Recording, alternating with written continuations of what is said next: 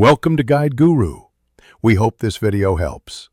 You start by ensuring your Apple Card is active and tied to the same Apple ID that runs Brawl Stars.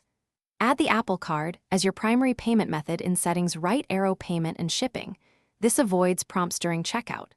Once done, confirm in-app purchases are allowed and Face or Touch ID is enabled so you can approve buys quickly. This reduces failed authorizations and makes the purchase flow immediate when you buy gems or offers inside the game. You tap the gems or the offer inside Brawl Stars and proceed to checkout. The App Store overlay appears. Make sure the Apple Card is selected. If not, tap your Apple ID and switch to Apple Card. This guarantees the charge posts correctly. Then authenticate the payment with Face ID, Touch ID, or your passcode. Because Apple Card authorizes instantly, the transaction completes and the game credits your account immediately.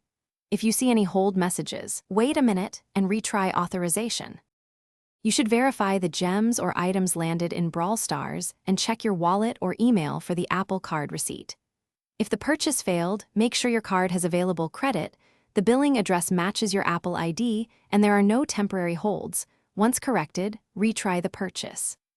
If gems are charged but not delivered, contact Supercell support with your receipt. If charges look incorrect, contact Apple Card support. One key tip: refresh the game and restart the device. Thanks for watching. Consider subscribing if we helped you today.